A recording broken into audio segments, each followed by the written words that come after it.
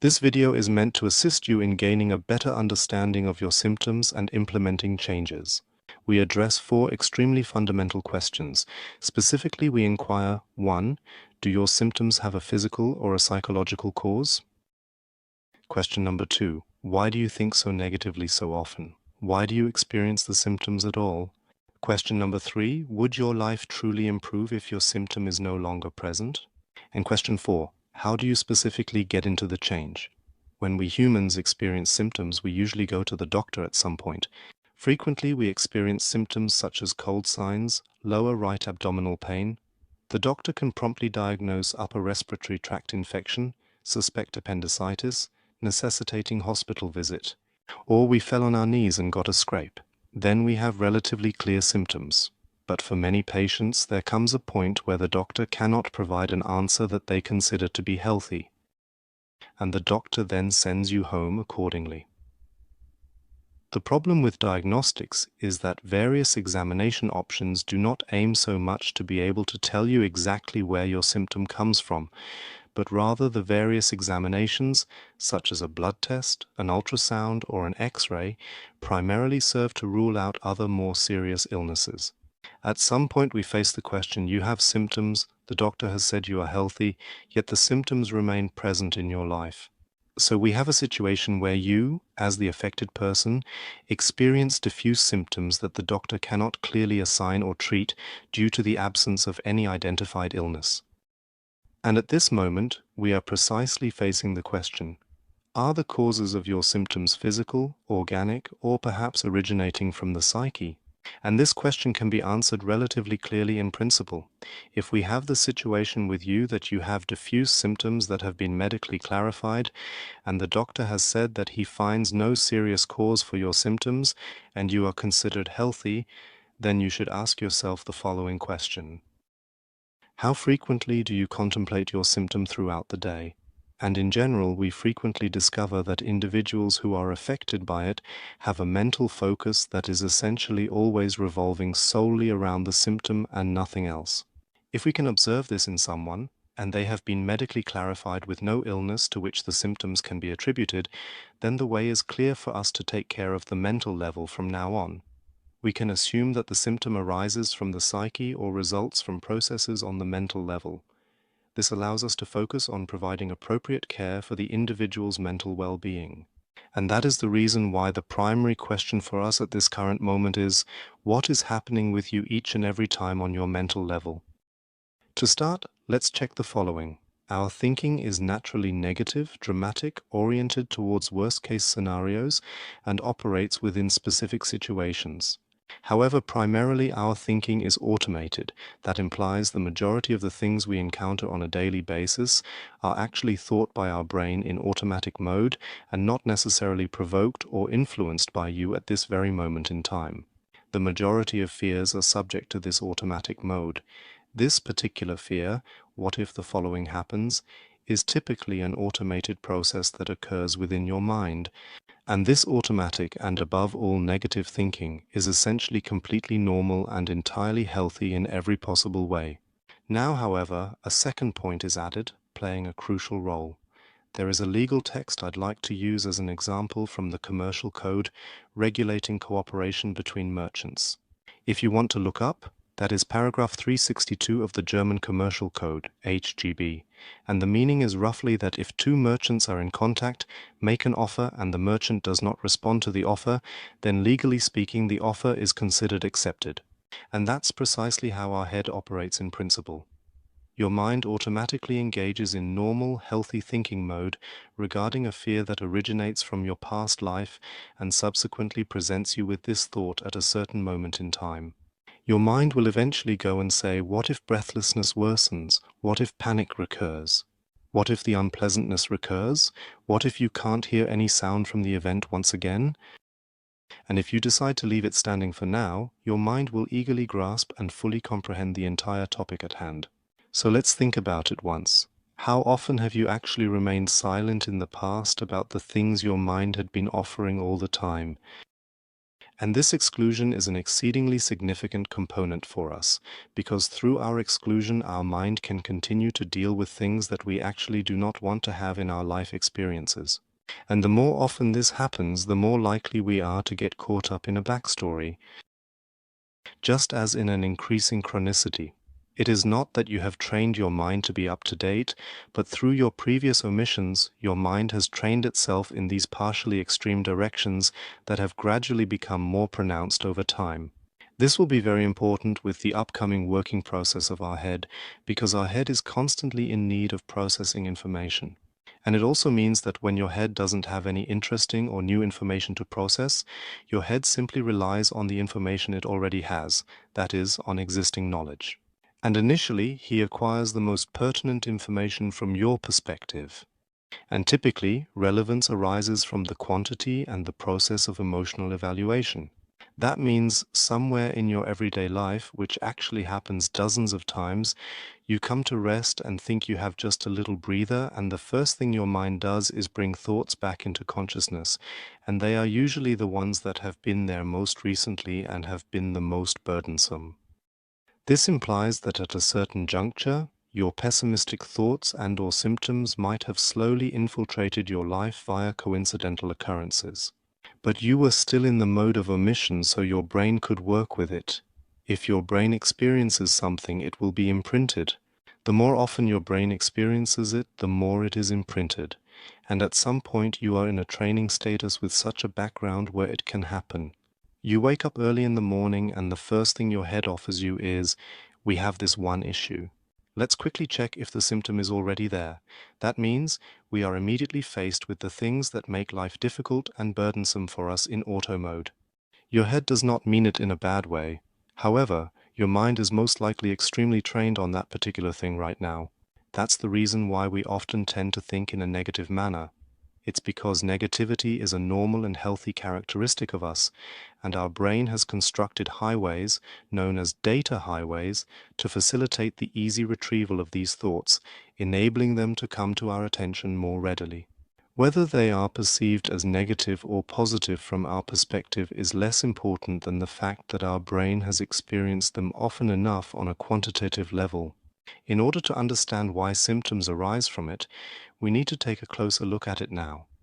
One of the ways we also experience physical symptoms, such as anxiety, panic mode, pain, and unpleasant feelings, is through the release of stress hormones in our body.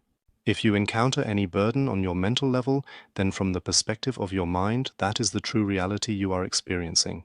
There are numerous things out there that I lack knowledge of, and they will not have an emotional impact on me. But there are also many things out there that I don't even fear, and they can definitely make my life difficult.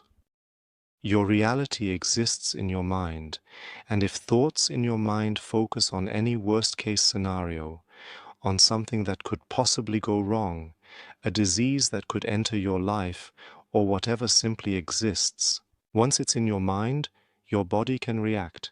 You have a problem, you know you can't solve it, it can be dangerous, you can't define the danger. The more dangerous it gets, the more your body has to react. And the only thing he can do is basically release stress hormones. And they lead to the typical physical symptoms such as inner restlessness, trembling, tendency to panic, fears, etc. Stress hormones can naturally lead to a panic attack later, if it doesn't occur, but we stay slightly below. Typically symptoms like dizziness, lightheadedness, derealization happen. And that's why a point, like symptoms arising from our mental level, is that your body reacts to the contents of your thoughts with a release of stress hormones. A second point would also be that our mind likes to think in scenarios. That means if he has ever experienced a situation that triggered a release of stress hormones, and we obviously survived the situation, and it was an advantage for our ancestors to have another release of stress hormones immediately without cognitive involvement, that is, without us consciously experiencing it mentally, because it may have been another dangerous situation. And that's why you might have symptoms, even though you can't currently comprehend that there is any danger. But your head may have stored it that way. Go to spaces that you may actually find yourself in a certain local situation, but also as a scenario situation. In an exam, you meet someone new, and you have to give a speech. This means that we also experience symptoms because our brain has learned that certain situations or settings can be better handled with the release of stress hormones. Now, a third very important point is added: why we experience symptoms, namely our brain processes 40 pieces of information per second. This is quite little when we consider that about 2 million pieces of information can be received by our brain per second, but only 40 are transferred into our selective perception. And that's not much. And our selective perception works in such a way that a large part cannot be included. But if we then focus on certain things again, as a glasses wearer, you see your glasses all the time. You see when you look somewhere, your nose all the time. When sitting, you notice how your butt is on a surface. And if we bring these things into selective perception, we don't experience 43 processed pieces of information. The second remains at 40. Only that now 3 new ones are in it, 3 others had to say goodbye to it. And this will be important later when it comes to the question of change. But in the development of symptoms, it is also important for us that if there is a content in your selective perception that is related to your symptoms, then the probability is high that you will experience your symptoms quickly. There doesn't have to be a clear thought of fear for that. In general, it is sufficient for us to have a self-diffuse thought about thoughts, and you are immediately at your symptom. The thought of the possibility of breathlessness once more, the thought of the chance of panicking again, the thought of the possibility of something bad happening in a situation, the mere thought of the idea that someday you could have a fatal disease and die. That's enough to put you immediately into this well-known symptom.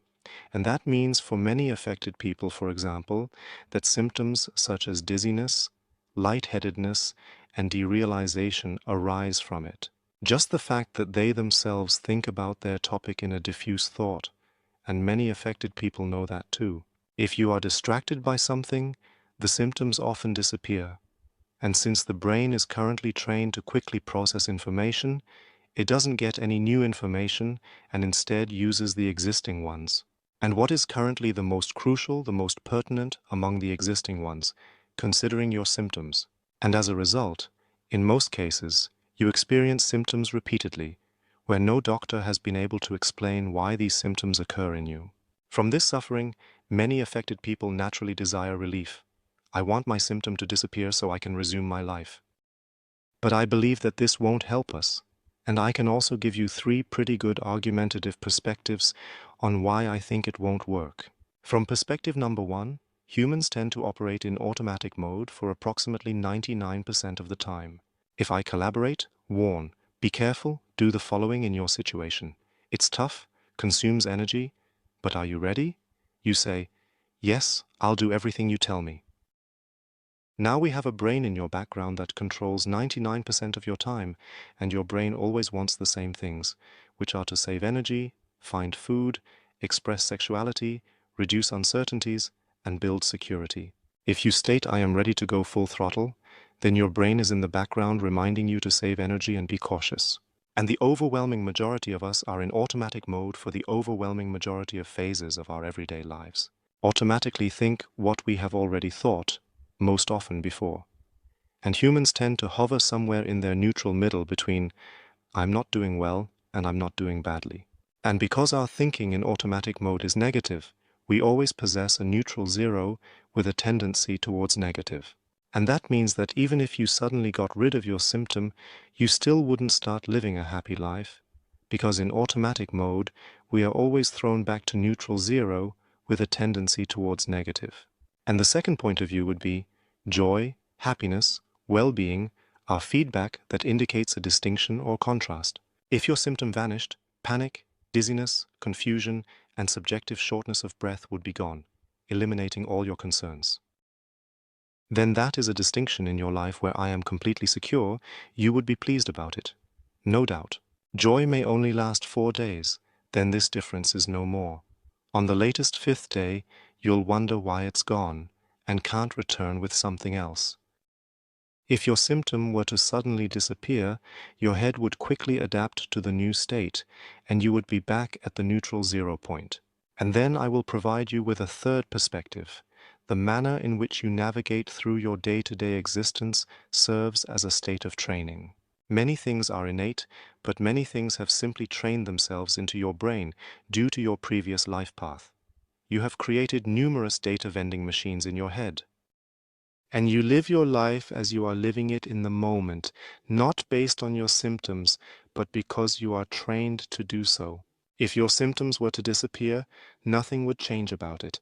You would live your life as you are trained. And therefore the symptoms have also arisen recently. If the symptoms were to disappear, would you still continue living your life as you have been trained so far, and probably even quickly develop the same or different symptoms? And that's why it doesn't make much sense for us to focus too much on the symptoms and say that we have to do something so that the symptoms disappear. So you could say that the way you are presently living is not based on the symptoms, but on the way you are trained. And if your symptoms went away, would you still keep living the way you are currently trained to? But now, let's see what exactly you can do to enhance your situation.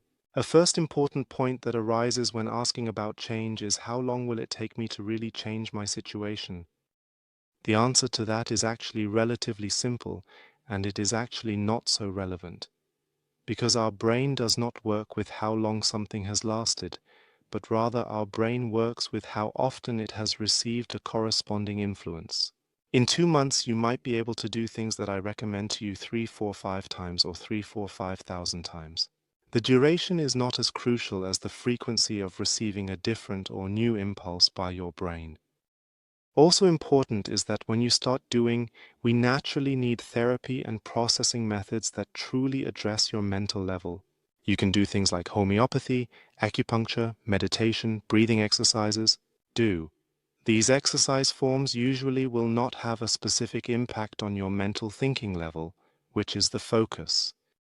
If you want to utilize such tools, be conscious of the fact that they may generate a physical condition that might give you a sensation of well-being, but ultimately could serve as the fundamental basis for you to access the mental realm. A therapy tool that does not reach the mental level is probably not really suitable for you afterwards.